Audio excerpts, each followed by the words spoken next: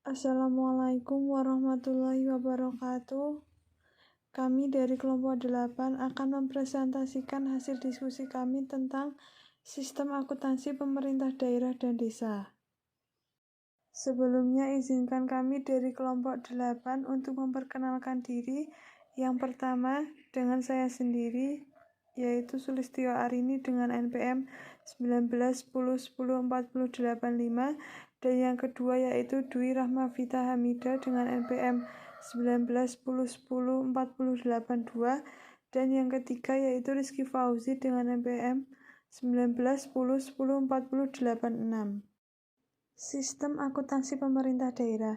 Sistem akuntansi pemerintah daerah atau SAPD adalah serangkaian prosedur manual maupun berkomputerisasi mulai dari pengumpulan data, pencatatan, pengikhtisaran, sampai dengan pelaporan posisi keuangan dan operasi keuangan pemerintah daerah.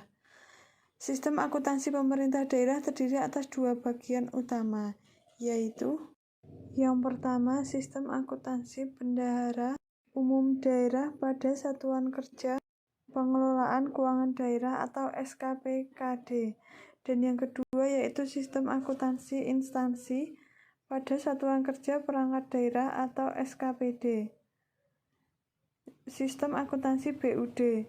Sistem akuntansi BUD pada SKPKD meliputi yang pertama, prosedur akuntansi penerimaan daerah, yang kedua, prosedur akuntansi penerimaan kas, yang ketiga, prosedur akuntansi aset tetap, dan yang keempat, prosedur akuntansi selain kas. Laporan keuangan yang dihasilkan pada tingkat SKPKD meliputi yang pertama, laporan realisasi anggaran, yang kedua neraca, yang ketiga laporan operasional, yang keempat laporan perubahan ekuitas, dan yang kelima laporan perubahan saldo SHL, yang keenam laporan arus kas, yang ketujuh catatan atas laporan keuangan. Sistem akuntansi instansi. Sistem akuntansi instansi pada SKPD meliputi yang pertama, prosedur akuntansi penerimaan daerah, yang kedua, prosedur akuntansi pengeluaran kas, dan yang ketiga, prosedur akuntansi aset tetap dan prosedur akuntansi selain kas.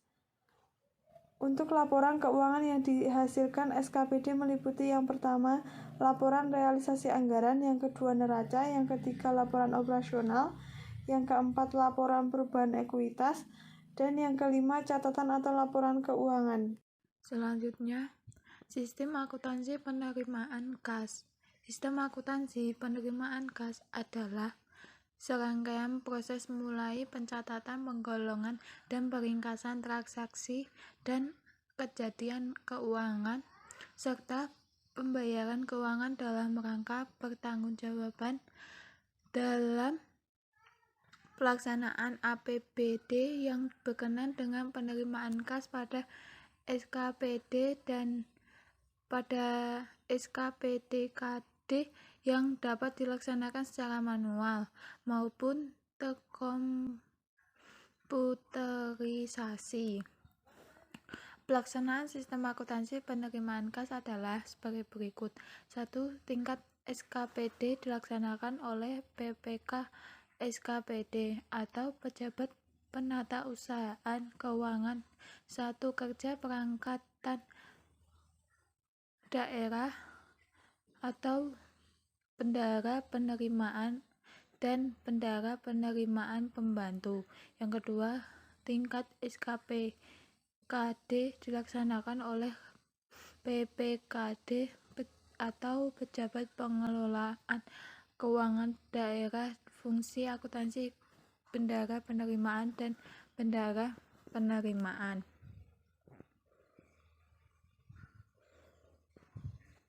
Pengertian menurut para ahli.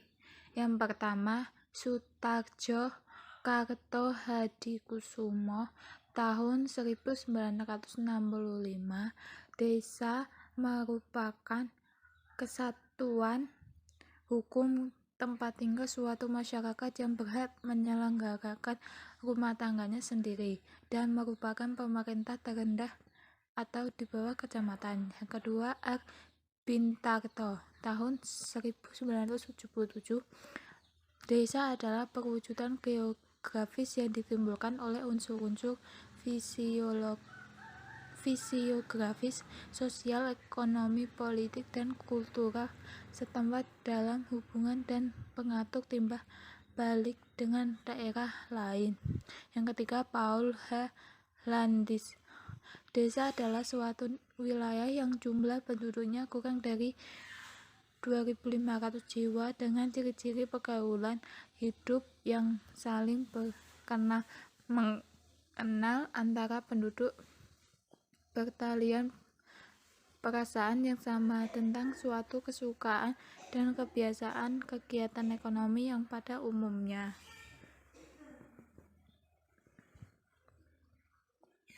Selanjutnya, pengelolaan keuangan desa. Anggaran pendapatan dan belanja desa APB desa setidaknya memiliki beberapa tahapan dari awal hingga akhir periode pelaksanaannya. Yang pertama, tahap penyusunan rancangan APB desa atau Raperdes APBD desa.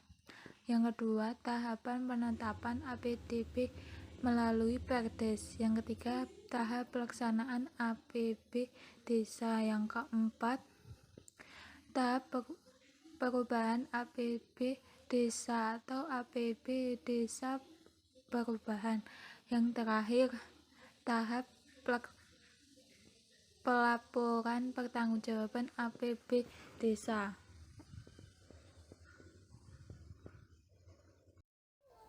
Baik, kali ini saya akan menjelaskan mengenai alokasi dana desa. Tujuan dari alokasi dana adalah yang pertama, penanggulangan kemiskinan dan pengurangan kesenjangan.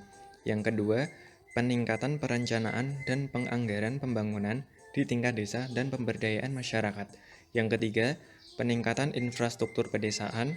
Yang keempat, peningkatan pendalaman nilai-nilai keagamaan, sosial budaya dalam rangka mewujudkan peningkatan sosial. Kemudian yang terakhir adalah meningkatkan pendapatan desa melalui BUMD desa. Selanjutnya adalah laporan keuangan desa.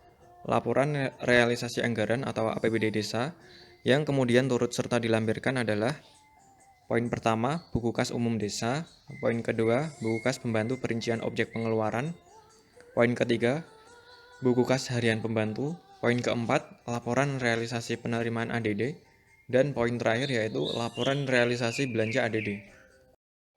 Untuk slide selanjutnya adalah pertanggungjawaban keuangan desa. Menurut Permendagri nomor 113 tahun 2014, pertanggungjawaban keuangan desa terdiri dari pertama, Kepala Desa menyampaikan laporan pertanggungjawaban realisasi pelaksanaan APBD desa kepada Bupati atau Wali Kota melalui camat setiap akhir tahun anggaran. Yang kedua, laporan pertanggungjawaban realisasi pelaksanaan APBD desa disampaikan paling lambat 1 bulan setelah akhir tahun anggaran berkenaan. Baik, cukup sekian presentasi yang bisa kelompok kami sampaikan pada pertemuan kali ini. Apabila ada kekurangan kami mohon maaf. Untuk teman-teman yang ingin bertanya bisa lanjut ke grup WA atau grup Telegram. Sekian, terima kasih. Wassalamualaikum warahmatullahi wabarakatuh.